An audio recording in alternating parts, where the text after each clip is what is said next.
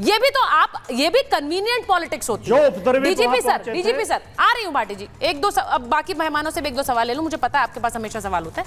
मैं DGP sir, मैं सीधे ये पूछ रही हूं, ममता बनर्जी कटघरे में क्यों है?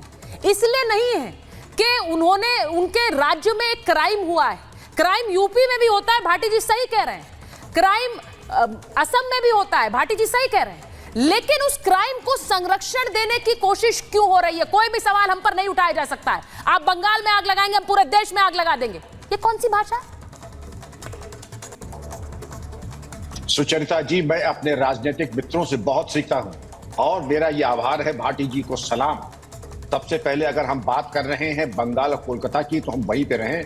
बस दो फर्क है, एक मौलिक अंतर। अगर कोई मुख्यमंत्री पीड़िता के यहां जाता है तो कोई बहुत एहसान नहीं करता है। बातें 9 लाख की सुन लीजिए।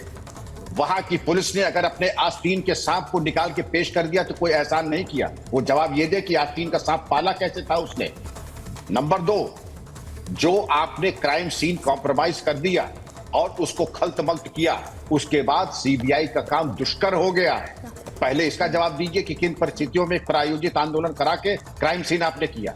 अब आते हैं यूपी और बंगाल की बात। मुझे यूपी में अपराध खत्म हो गए हों, ये नहीं है, न कभी हुए थे न होंगे, लेकिन अगर जो अपराधी हैं उनका भविष्य मुझे साफ दिखाई पड़ रहा है। पूरी तरीके से अंधकार में और होशियार को इशारा काफी है, पूरी तरीके से। बंगाल की तरह नहीं कि वहां प्रिंसिपल को एक कॉलेज से हटाया, दूसरे में लगा दिया, अलंकृत कर दिया, बस पद्मश्री के लिए नाम नहीं भेजा, बाकी सब कर्म तो हो ही गए। ये सारा देश देख रहा, और ये धमकी दपाटे की बात, आग लगा देंगे, तो सुचरिता जी हमारे पास अग्निशमन की पर्याप्त व्यवस्था है, पर्याप्त वो है। आप तो कहां से कहां पहुंच जाते हैं, राम और वाम। आप शहर शासन में हैं, सत्ता में हैं, आप जो भी बवाल कर रहा है उसके खिलाफ कार्रवाई कीजिए। बयानबाजी करके धपोर्शन की तरीके से ये किसी को अब संतुष्ट करने वाला नहीं है। बेहतर ये होता कि आज भी अगर आप सहयोग करते सीबीआई विवेचना से, दिखाई ये पड़ रहा है कि आप इधर उधर की बात कर। अब मेरा विषय वक्तव्य देने का नहीं है जी, लेकिन हाथरस मुझे कुछ जानने से रोक नहीं सकता है। और इसके बारे में जैसा आपने कहा, एक शब्द नहीं निकल रहा है। ये सेलेक्टिव एमनीसिया क्या है कि पश्चिम बंगाल के लिए मेरा ब्लाइंड स्पॉट है, मुंह में बिल्कुल दही जमा है, एक शब्द नहीं निकलेगा। और हाथरस जाने से मुझे कोई रोक नहीं सकता है। इसका क्या मतलब? आपके समझते हैं देश, पूरा देश मूर्ख है, समझ नहीं रहा कि आप ये एक तरफा जो संवेदनाएं हैं वो किस तरफ इंगित कर रही हैं। नहीं सर, मुझे इस बात से पीड़ा होती है। साथ खड़े हैं। ये देखिए, सवाल बड़ा सिंपल सा है।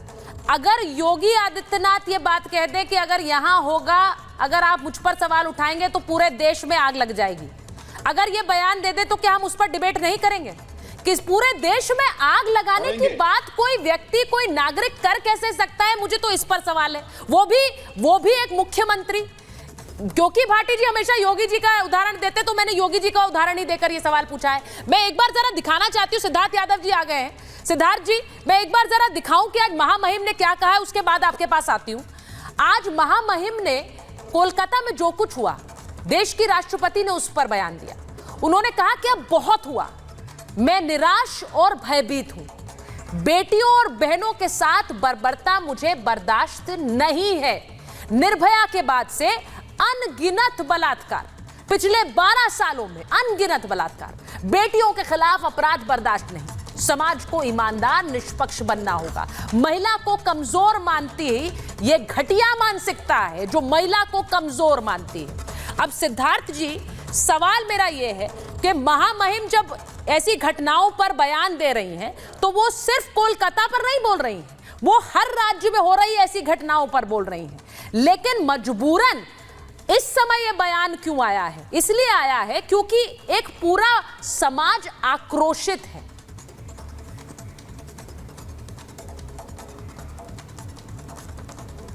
ऑडियो चला गया। सिद्धार्थ जी, आपको मेरी आवाज आ रही है? ठीक है, लगता है सिद्धार्थ जी को आवाज नहीं। सिद्धार्थ जी के पास मैं वापस आ रही हूं, एक बार जरा रिएक्शन में ले लेती हूं। अवधेश जी, अगर आपने सुना हो, मुझे हैरानी है कि एक चीफ मिनिस्टर होकर ममता बनर्जी ये बयान दे रही है कि देश में आग लग जाएगी अगर बंगाल में आग लगाने की कोशिश की। भाई, कौन बंगाल में आग लगाने की कोशिश कर रहा है? आपके अपने लोग हैं जो सड़कों पर उतर रहे हैं। नहीं, आपको हैरानी होनी नहीं चाहिए, आप ऐसे अनेक डिबेट कर चुकी है। ममता बनर्जी 2011 के बाद से जिस प्रकार से पश्चिम बंगाल को चला रही हैं, वो तो वामपंथियों के आतंक के राज से भी बड़ा आतंक का राज है। मैंने तो अपने जीवन में नहीं देखा। आखिर 9 को तो घटना हुई थी, 16 को तो सड़कों पर उतरी हुई थी। वो किसके लिए सड़कों पर उतरी थी जरा बताइए?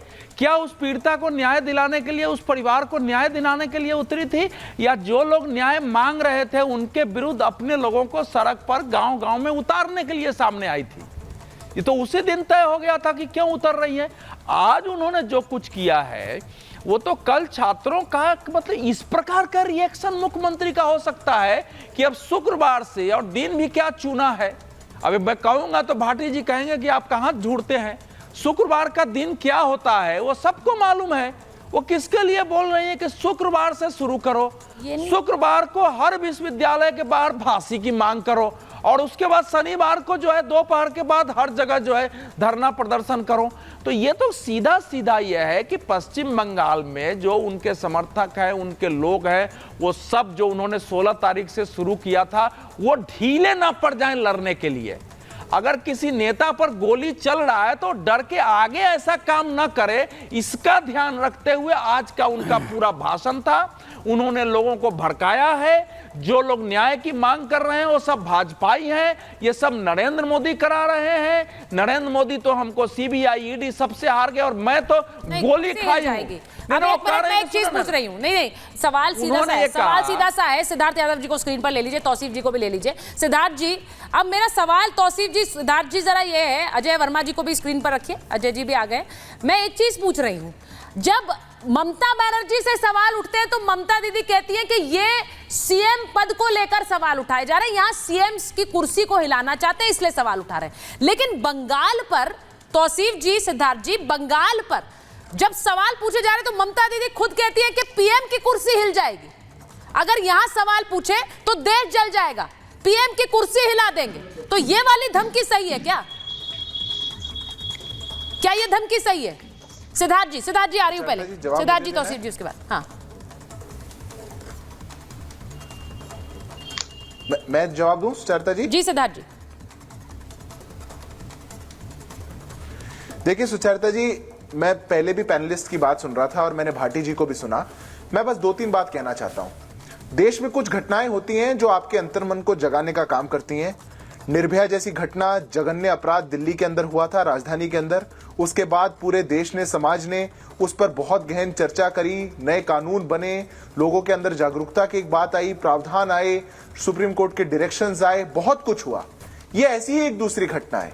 ये एक सामान्य घटना बना करके भाटी जी कंपैरिजन करके कहेंगे वहां भी हुआ है, यहां भी हुआ है, ऐसा भी होता है। भाटी जी, जिस घटना के बारे में बात करनी हो आप करिएगा, आपके साथ खड़े होकर करेंगे उस बारे में बात। पर आप इस बच्ची का, जिसके 9 अगस्त के दिन जिसके साथ ऐसी घटना हुई, और लगातार उसके बाद भी जो पश्चिम बंगाल की सरकार है, वहां का प्रशासन है, उसके साथ लगातार जघन्य अपराध करता आ रहा है, उसको जस्टिस नहीं लेने दे रहा है। आप उनके ऐसे अपराधियों के साथ खड़े होने का काम मत करिए। आप यहां बैठ करके कहेंगे कि बहुत संवेदनशीलता दिखाई ममता बनर्जी ने कि वो उनके साथ चली गई। क्या संवेदनशीलता दिखाई?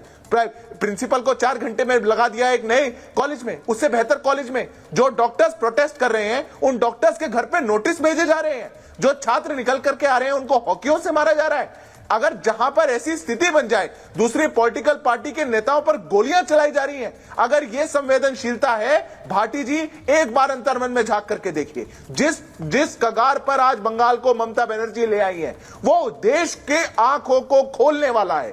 ऐसी एनार्की देश के किसी प्रदेश में नहीं होनी चाहिए। और अगर सरकारें, अगर प्रशासन, अगर मुख्यमंत्री ये लग जाएं कि ऐसे क्राइम के परपेट्रेटर्स को, ऐसे जघन्य अपराध करने वाले राक्षसों को बचाने में लग जाएंगी, तो फिर देश की जनता जागेगी भी, आवाज भी उठाएगी और सामने भी आएगी। अब वो आपके सामने आ गई तो आप कह रहे हैं कि हम देश जला देंगे। बंगाल में आपके खिलाफ प्रश्न पूछे जा रहे हैं तो आप कह देंगे देश जला देंगे। इनके नेता कह रहे हैं जाइए करिए प्रोटेस्ट, सीबीआई के बाहर करिए, सुप्रीम कोर्ट के बाहर करिए। अरे आप लोगों ने कोई कसर नहीं छोड़ी। भी होती है, उस पर भी जवाब दीजिए, क्योंकि वो बार बार ये कहते हैं कि यूपी में भी होता है, असम में नहीं होता है क्या?